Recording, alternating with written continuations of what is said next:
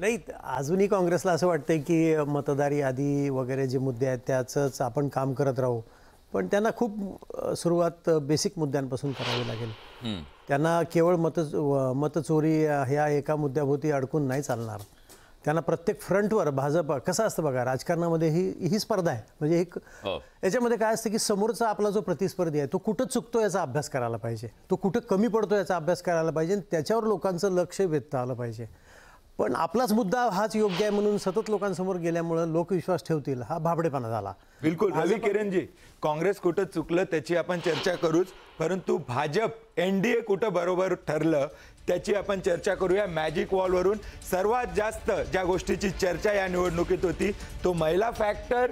त्याचं हे चित्र आहे. 2025 106 जागांवर एनडीए आघाडीवर आहे. 33 जागांचा त्यांना लाभ होताना दिसतोय आणि महागठबंधन फक्त 15 जागांवर आघाडीवर आहे आणि 30 जागा याचा तोटा होतोय. हे आता 2025चं चित्र आहे. फक्त तुम्हाला 2020 मध्ये नेमकं काय झालं होतं त्यावर एक नजर टाकूया. म्हणजे हा महिला फॅक्टर काय होता तो पूर्णपणे आपल्या प्रेक्षकांना कळेल. 124 जागा होत्या 2020 मध्ये. 76 जागांवर एनडीए विजयी झालं होतं आणि महागठबंधन 42 जागांवर. आणि आता 2025 मध्ये हीच परिस्थिती पुन्हा एकदा बघूया काय आहे. जिथे 72 जागा होता तिथे 106 जागा.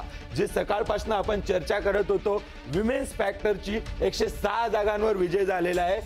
आघाडी आहे. 33 जागांचा फायदा होतो आणि 33 जागांचा फायदा होताना दिसतो. आता आणखी एक इंटरेस्टिंग गोष्ट जी सकाळपासून आपण सांगायचा प्रयत्न करतोय, हा मॅप आहे.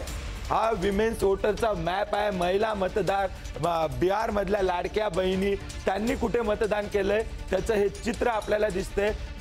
हा जो आपण हा पश्चिम चंपारणचा भाग इथे इंडिया आघाडीला आपल्याला दिसतंय की लाडक्या बहिणींनी मतदान केलं. परंतु त्यानंतर जसं जसं आपण खाली येतोय मध्यांचलचा भाग बघतोय. सीमांचल जिथे मुस्लिम वोटर सर्वात जास्त होता, सकाळपासून म्हणतोय की त्या मुस्लिम भगिनींनी कुठं मतदान केलं तर तो भाग आपल्याला भगवा झालेला दिसतोय. हा मधला भाग काही प्रमाणात इंडिया आघाडी सोबत आहे. परंतु हे एकूण जर बिहार इलेक्शनचं बिहार निवडणुकीचं विश्लेषण बसून करायचं असेल तर जसं मंदार सर पण म्हणत होते की महिलांनी महिला म्हणून मतदान केलं ते 10,000 त्या लाडक्या बहिणी जशा महाराष्ट्रात गेम चेंजर ठरल्या तशाच त्या बिहारमध्ये गेम चेंजर ठरताना दिसत आहेत. रवी किरणजी, महिलांचं मतदान स्वाभाविक आहे. महाराष्ट्रामध्ये तेच झालं होतं. त्यावेळी सुद्धा मी इथंच होतो. आपण विश्लेषण करत असताना मी म्हणालो होतो की मुस्लिम महिलांनी सुद्धा लाडकी बहीण या योजनेचा फायदा घेऊन भाजपला मतदान केलं आहे. तेव्हा माझ्यासोबतचे काही सहकारी होते त्यांनी ते अमान्य केलं होतं की नाही मुस्लिम मतदान करत नाहीत अशा याचं काहीतरी विश्लेषण करत होते. ते योग्य नव्हतं. मी पुन्हा पुन्हा तेच सांगतो की व्यावहारिक पातळीवर विचार करतोय मतदार. व्यावहारिक पातळीवर तुम्ही जेव्हा येता तेव्हा महिलांचा विचार करतात.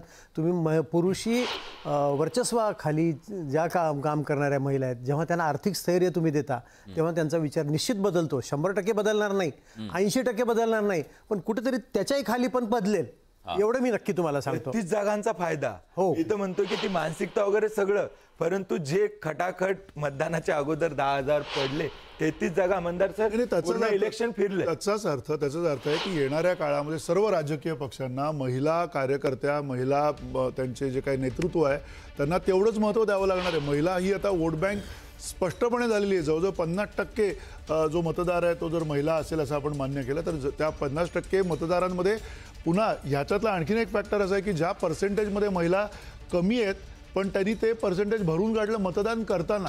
पुरुषांच्या तुलनेमध्ये त्यांनी अधिक मतदान केलेलं आहे. हा सुद्धा एक जास्ती महिलांच्या प्रामाणिकतेचा त्यातला एक भाग असू शकतो कदाचित. तो भाग सुद्धा त्या पक्षाला फायदेशीर ठरला. बिहारचं जे जंगल धोका तुमच्यासाठी धोका काय आहे? उद्या महाराष्ट्रातल्या बहिणी म्हणतील की बिहार मधल्या बहिणींना 10,000 आम्हाला 1,500. मला पुन्हा पुन्हा प्रामाणिकपणे 21चं आश्वासन बाकी आहे ना, बाकी आहे अजून. पुन्हा प्रामाणिकपणे आपल्याला सांगतो की एखादी पैसे देणारी योजना आणली म्हणून फक्त झालेलं हे मतदान नाही. आपण एक लक्षात घ्या, एससीच्या सर्व जागांवरती जिथे बिहारमध्ये भारतीय जनता पक्षाला एससीच्या जागांवरती आम्ही आता सर्वाधिक जागांवरती आम्ही आघाडीवरती आहोत. हा बदल आहे. आम्हाला जिथं मुस्लिम मतदारांची संख्या मोठी आहे, तिथं आम्हाला मोठा लीड आहे, त्या जागा 10-10 जागा आम्ही तिथं प्लसमध्ये आहोत. म्हणजे नुसताच एखाद्या वर्गाला टार्गेट करून एखादी योजना आणली म्हणून हे यश मिळतंय अशातला भाग नाही. हे मी पुन्हा पुन्हा सांगतो. या निकालाचं अत्यंत चांगल्या पद्धतीनं विश्लेषण जर करायचं झालं माझ्या दृष्टीनं तर ते मी असं करेल की सर्वसमावेशक सर्व मंडळींना, मुस्लिम समाजामधल्या मंडळींनी, मुस्लिम समाजातल्या आमच्या महिला भगिनींनी भरभरून भारतीय जनता पक्षाला आणि मित्र पक्षांना मतदान बिहारमध्ये केल्याचं स्पष्ट दिसतंय. हे काय नुसतं योजना किंवा पैसे ठीक आहे, मला तोच मुद्दा आता चर्चेला आणायचा आहे. जातीपातीचं एरवी भाजपवर राजकारण- सातत्यानं आरोप केला जातो की धार्मिक ध्रुवीकरणाच्या राजकारणाचा या निवडणुकीमध्ये धार्मिक ध्रुवीकरणाचा मुद्दाच आला नाही तरी भाजप जिंकलं. हे नवीन काय?